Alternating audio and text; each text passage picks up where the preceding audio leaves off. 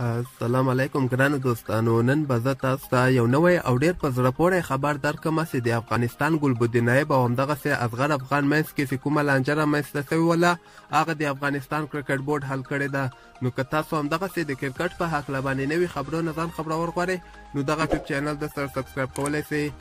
نو دوستانو هغه څو ورځې مخکې ګلبدین نایب په اصغر افغان باندې دغه تور لګولی و چې په نړیوال جام کپ کې اصغر افغان له زر نه دغه ښې لوبې نه دي ترسره کړې او د دغه غوښتل چې ما بدنامه کړي او افغانستان لوبې وبایلي، یعنې افغانستان سره اصغر افغان ډېر غټ خیانت کړی ده. خو دغه نن یوه ویډیو افغانستان کرکټ بورډ نشر کړې ده په خپله پاڼه کې چې په دغه کې دوی دغه خبره واضحه کوي چې ګلبدین نایب بیا دا خبره کوي چې ما چې کومې خبرې کړې دي هغه ما خپلې خبرې نه دي کړې او ما باندې د خلکو فشار و د هغه فشار کې زه راغلی وم او ما اصغر افغان باندې دغسې تور لګولی و. دې نه علاوه ګلبدین نایب بیا دغه خبره مو کړله چې اوس زه تیار یم چې د اصغر افغان په کیپټنسي لاندې کې د افغانستان لپاره لوبې ترسره کړم.